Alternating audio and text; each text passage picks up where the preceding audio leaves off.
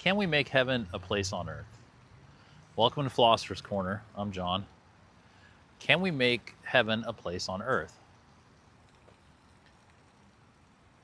So we have to begin with what makes it a heaven. What makes heaven a heaven, right? We got to figure out the parameters here to figure out if we can make it a place on earth. So we know that a reality has a resonating frequency in it. And it's that frequency that emanates and causes an effect of having a particular dimension in a time-space box. Whatever the size of that time-space is, you know, it could be one room, or it could be a planet, or a galaxy, or a whole universe. So in order to make heaven on earth, we'd have to have a resonating frequency of the reality that promotes excuse me, that promotes all of, or propagates all of, the perfect frequencies, because the frequencies are delivering the information that creates the reality. The vibrations that all of the sentient pieces of the dimension are connected to. The universal frequency being the tributary frequency that's anchoring that dimension. And all of the beings need to be on that vibration and connected to it in order to participate and exist and materialize in that time-space dimension.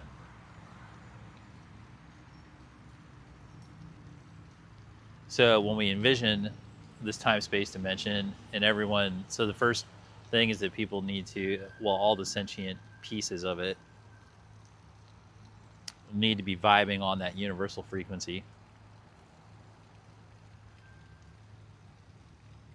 And then in turn, every piece of it would need to be in a state of harmony with all the other pieces. Because now we're looking at it from a systems perspective. I did a video, what is the system? And a system is, it's a whole with all different parts working together to create a complex whole. So in this system, the universal frequency would be the tie-in where everybody's vibing to it, everything's vibing to it, and they all act as a system in a complete whole. And in terms of motivation and what the conscious thought would be for the pieces to continue to do this, to be in harmony, is that to be in connection with it would emanate perfect bliss through their being and eternal appreciation of pure love vibe. So it would be the highest state of existence. It would be the highest vibe to connect to possible. The ultimate vibe. So that would be the motivation for everything in this system to stay connected to it, is that it's the best that you will ever feel. And then that motivates the harmony and the conscious connection to all the other parts of that reality. Is knowledge of connection to bliss, knowledge that need to stay connected in order for the rest of the reality to materialize, and then all the other pieces in it also need to be in that conscious mindset, which means that necessarily everything in that realm and that plane of bringing heaven to earth, or heaven anywhere really, but in this case heaven to earth, is that every individual piece of the sentience, and I say that because it requires all the things to make it a heaven, like humans, animals, plants, waters, the air, the vibratory molecules, interactive subatomic layers, everything, all the way up and down the chain. Everything you can imagine in reality, anything that's present in it, you need the best. You need the best of the best, and all needs to be connected to this highest vibe consciously for the really cool things to be able to happen, to materialize. So in order to be able to connect it to this universal frequency that's in there, every individual piece of the sentience needs to be in a state of perfection. And in this theoretical philosophical discussion, a state of perfection would be defined as being in a perfect moral state. And to achieve a perfect moral state, the being needs to be conscious and self-aware. Because being in a perfect moral state doesn't mean that there aren't deviations that occur. It just means that they've gotten to a correct moral state for such a length of time that when variations come in and deviations come in, they're able to be aware of them and transmute them, and they don't disrupt overall harmony of the collective reality. It's a form of personal responsibility and transmutation of, you could call it karma, it would be accurate, but just personal responsibility for consequences of actions of self in an accelerated conscious manner, so that one can maintain connection to universal frequency and be an emanating point of bliss and perfection in the reality, so that the energy can flow. Because the real key to the existential part of creating a heaven on earth is that all of the nodes of the system are able to emanate the universal frequency, just like an electric circuit board or a CPU motherboard. That energy's got to be able to go around. And then if something in this scenario gets out of a perfect moral, like the perfect moral state, being in a, well, we'll call it a good moral state, a state of perfection, which means you're in a proper moral state, allows for the energy to flow through that node properly.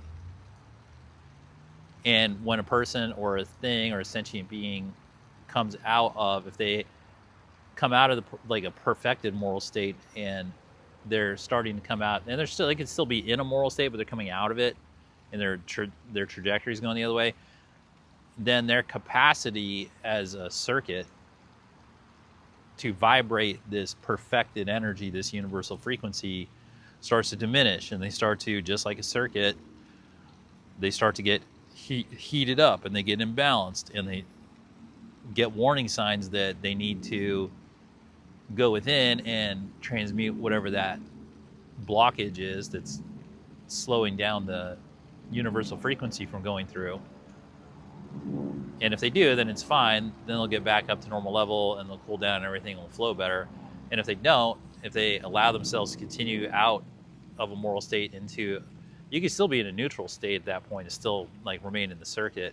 But if you consciously go into an immoral state, if you place yourself into an immoral state, then that piece of the system won't be able to conduct the universal energy, and therefore phase shift out into a different dimension, essentially, and they'll lose access to the perfected bliss reality.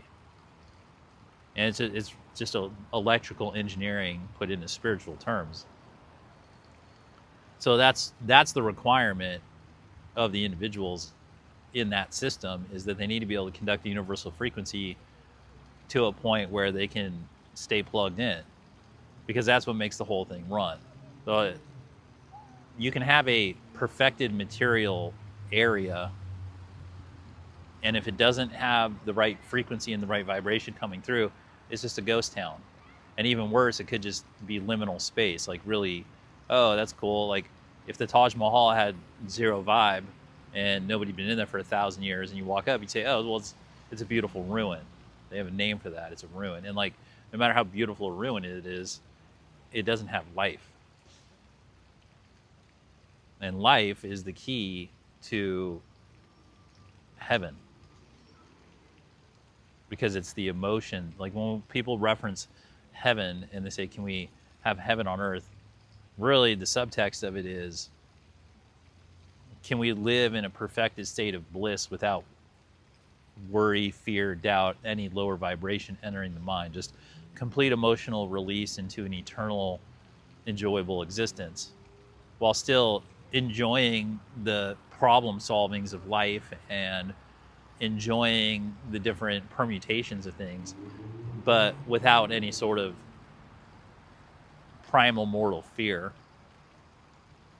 Like all lower frequency considerations really removed, and be able to enjoy viscerally, spiritually, and intellectually the vibration of bliss, and to be able to have simultaneously, which seems paradoxical but isn't, simultaneously the innocent awe of the wonder of our inner child and the great mature intellectual, physical, sensual spirituality and wisdom of our mature self simultaneously and at different points during the day, so that the experience is always fresh, always blissful, but in different ways, in the manner that someone would look into a diamond and there's always perfect facets around the diamond. However this reality would be entered into, it would just be different forms of perfect during the day. You know, a perfect meal, a perfect gathering, a perfect rest, perfect therapy, perfect love,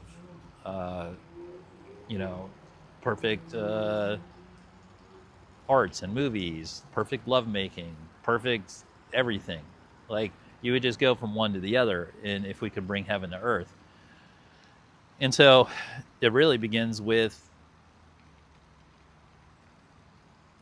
entering into some level of perfected moral state. And it doesn't mean zero tolerance. Like I said, I think that's a misperception. It just means the ability to start being a node for that perfected universal frequency, which has leeway. There's ways, you know, it's like when a surfer first starts, you know, you got to catch some waves, and sometimes you don't catch them. It's the same thing with the wave of these frequencies, is you ride a wave, and then some waves will take you a little higher, and you get a little better, and then that wave will have an intersectionality with a wave that's from a higher level, right? So you're riding this wave, you don't even know you're kind of going up, you're on this, and then this higher wave, which kind of dips down, they'll have an intersectionality, and they go, oh, I'm going to switch to this wave. Next thing you know, you're on that wave. And in riding the wave higher and higher, you end up doing the moral work and the inner work and the growth to be able to connect to that frequency, to ride that frequency wave. It's really all about frequency wave riding. And at a certain point, you reach a threshold where it's just generally considered a perfected moral state, which people are born into, by the way. Personal philosophy. All babies are holy babies. Like, I've seen it. Like, babies come in and they get it. Kids get it. They know to ride the vibes, ride the frequencies. It's usually, 99 times out of 100, it's the external factors that decide that they shouldn't ride the vibes. So, if everyone in the system in that dimension is consciously linked into the universal frequency, and they've decided that that's the best there is in terms of manifesting a reality, which it is, it's the ultimate vibe, and they commit to it, at a certain point, time will basically melt away in the way that we know it, and it will become the universal version of time.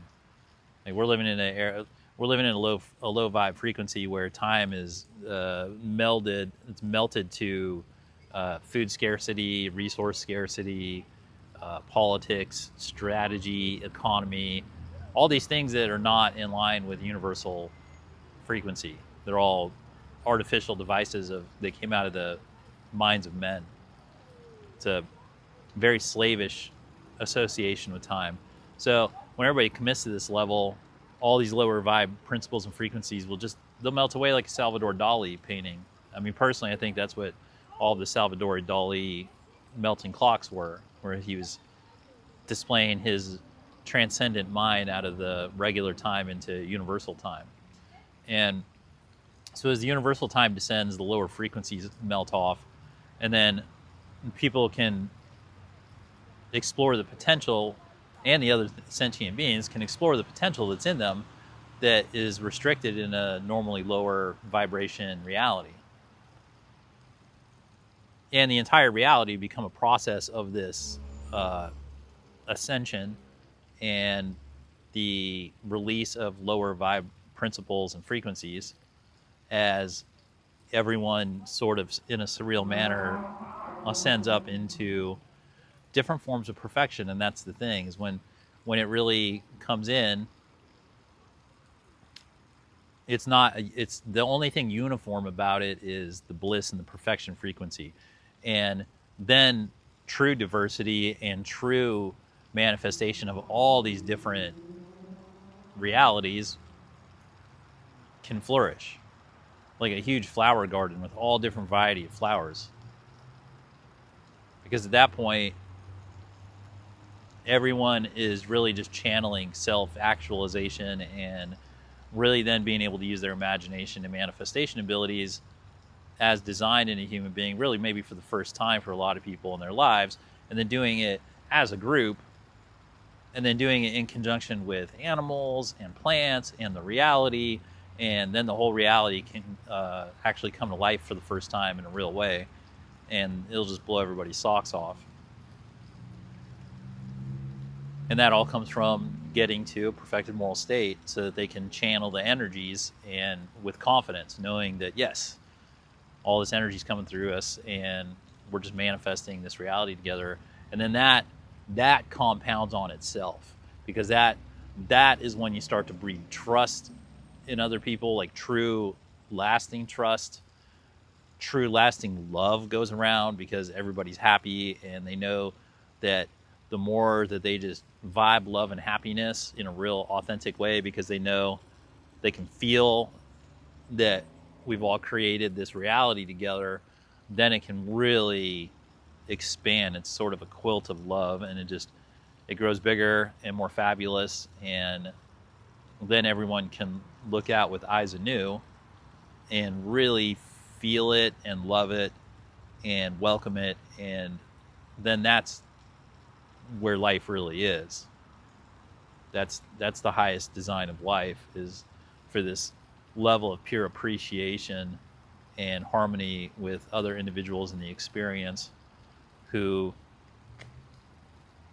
at their will can be in like perfect blissful solitude. They can be in blissful yoga / harmony with other collectives, and anything in between. It's choose your own adventure in the best way possible. And it can be super mundane. It can just be, you're just in a great vibe and you just like cooking yourself a nice breakfast and reading a book, but you have a perfect book nook, and you got perfect reading weather, and when you step out and you feel like talking to people, like the exact perfect person you want to talk to is there. And it just continues, and it's just a really nice flow, and the flow can be gentle or it can be intense. All of these things really get unlocked, not unlike a Star Trek holodeck, but in reality. And that reality, it's a group reality, which is what keeps I know a lot of people in philosophy will say, well, how can you get to heaven if you don't like create a god, right? And like, how can you get into a perfected moral state if they're thinking that the moral state includes like some sort of like divine judgment? It doesn't. Secular ethics are all that's needed to create the heaven on earth, because the secular ethics demand scientifically, metaphysically, scientifically, your vibration is controlled by your moral choices. There's no getting around it. That's proven for like millennia. You got to reap what you sow. And all of the yogis, all the mystics, all the prophets, all the messiahs, anybody for like the last 10 millennia across the earth who's ever put any amount of inner inquiry into it has come back with the answer that you control your frequency and your vibration through your moral choices and your moral transmutation. And that's secular. So in order to make this heaven on earth, the infrastructure of it is secular. And the price of admission is doing the inner health work of your vibration. And that is what the ethics are. Those are what the secular ethics are. The secular ethics are that you have to do the things that make your vibration good enough to connect the universal frequency, and then also interact with your reality and other sentient beings in a conscious, aware manner, that your consequences have actions, or your actions have consequences in terms of you, but they also have them in terms of the other people, that you have to act in a conscious, aware manner, that is also the connection that everyone else in that reality is also tasked with.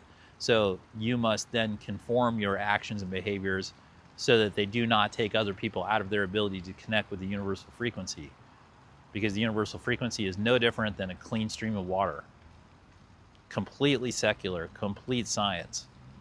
And so secular ethics dictate that you do not disrupt anybody else's connection to universal frequency. Don't even have to have God involved at all, not one little bit. And all of the responsibilities and all of the actions for all the consequences for your moral actions, in terms of the correlation between your moral decisions and your inner vibration, are completely in play. And honestly, people that are a-religious oftentimes have an advantage to be able to view themselves in such a clear, distinct way. Because they go, oh, I know that. Okay, that's fair. I have a relationship with my inner self. I know how to control my vibration. And some people who are religious, they get incorrect religious training.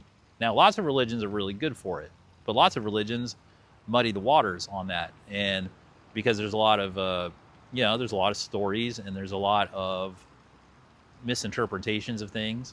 And so for some people who have deeply ingrained religious beliefs, or even like outright superstitious beliefs that aren't even have a relation to the real metaphysical reality, when they get to this level of clarity, of secular clarity about how the spiritual inner life actually works and correlates to the manifestation of your reality, they're actually impaired in a lot of ways, because they have misinformation in their head about how to just get to the core mechanism of how they operate. Now, all that being said, to be a citizen of, or wrong word, to be engaged in this heaven on earth community that we're talking about, the connection to log in is to be able to get your vibration high enough in order to connect to the universal frequency. And in order to get your vibe to that level, you're going to have to go through many of the conceptual levels.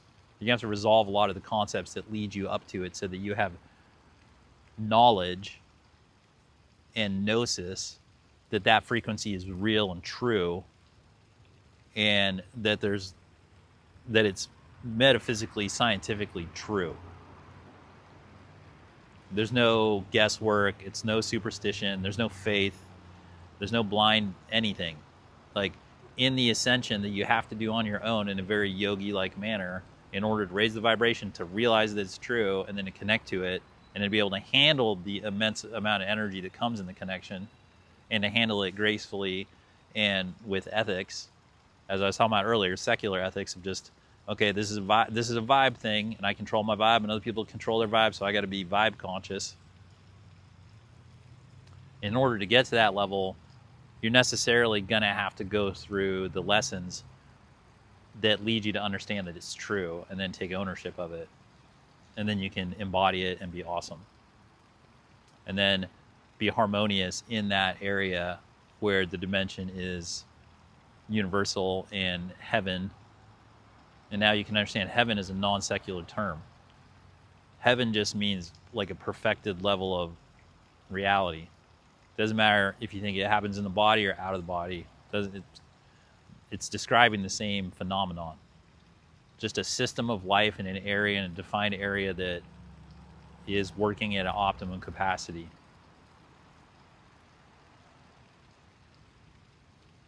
So, can we make heaven on earth? Yeah, I think for sure. And controlling your vibe and being vibe aware and getting your vibe up that's the price of admission, I think. So, well, thanks for spending some time here at Philosopher's Corner. It's always a pleasure to have you. I hope you found it helpful, and have fun. And let's make heaven a place on earth.